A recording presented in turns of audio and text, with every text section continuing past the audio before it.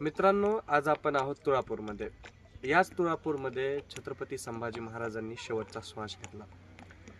छत्रपती शिवाजी महाराजांनी स्वराज्याचा नावाचा विचार सुरू केला आणि तो विचार वाढवण्यासाठी छत्रपती संभाजी महाराजांनी आपल्या आयुष्यातील शेवटचा क्षण झिजवला.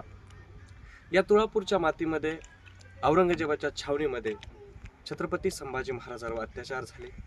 त्यांच्यावर क्रूरपणे त्यांची हत्या याच तुळापूरच्या ठिकाणी केली. याच तुळापूरच्या मातीमध्ये छत्रपती संभाजी महाराजांच्या रक्ताचे थेंब मिसळलेत. आज या भीमा, भागा आणि इंद्रायणीच्या संगमामध्ये आपल्या छत्रपती संभाजी महाराजांचे स्वातंत्र्यासाठी, स्वराज्यासाठी मिसळलेले रक्ताचे थेंब आहेत. आज इथं आल्यावर काळीच पेटाळून जातं की ज्या राजानं स्वराज्यासाठी, इथल्या आया बहिणींसाठी, इथल्या स्वाभिमानासाठी स्वतःला संपवलं, त्या राजाची हत्या इतक्या क्रूरपणे त्या औरंगजेबाने केली.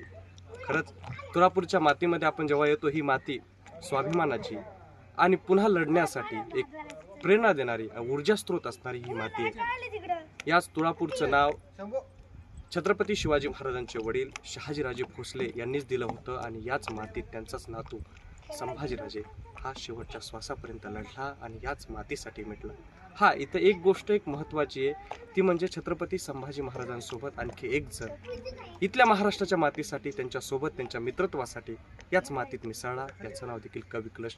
त्यांची हत्या देखील याच तुळापूरमध्ये झाली. ही तुळापूर स्वाभिमानासाठी, बलिदानासाठी आणि त्यासोबत मित्रत्वाची परिभाषा असणाऱ्या कवी कलशासाठी समर्पित आहे.